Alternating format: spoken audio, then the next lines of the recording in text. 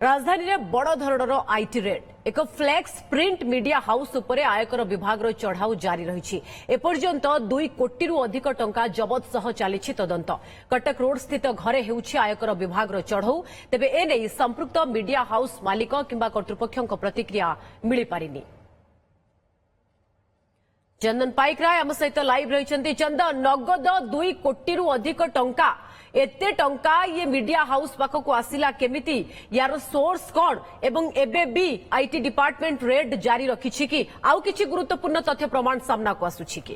देखो गुरुत्वपूर्ण तथ्य प्रमाण होछि केवल 2 कोटी टंकार सीमित नाही आहुरी मध्य टंका वर्तमान आयकर विभाग जबत करुछि एवं टंका वर्तमान काउंटिंग करा चलीछि ता परवर्ती समय आउ गोटे खबर आसुछि जे ये टंका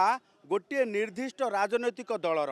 एवं जो राजनैतिक दलर पोस्टर बैनर एठी छपा जाउछि जार वर्तमान नमूना मध्य आयकर विभाग वर्तमान एठी पाइछि जहाकु नेकी अधिका खोलताड़ करुछि। तेबे सबुठु बड़ प्रश्न होछि समस्त मन रे प्रश्न आसुथिबो जदि फ्लेक्स प्रिंट ये जो प्रिंटिंग प्रेस रही सेठी जदि कौन से राजनैतिक दलर फ्लेक्स प्रिंट करागला एवं 2 कोटी टंका हार्ड कैश रोचे से असुविधा कौन रहा एटी असुविधा रही जे 2 कोटी टंका नगद जो कैश आकार रही सी निश्चित भावे वर्तमान बेआईन एवं कैश मेमो ठारू आरंभ करिकी जदि देखिबा जे कोठू आसीची एवं सोर्स ऑफ मनी जो कुआ जाउची सोर्स ऑफ मनी वर्तमान सठिक भावे स्पष्ट हो पारु नाही जोथि पाई आयकर विभाग पक्षरु ए टंका जबत करा जायची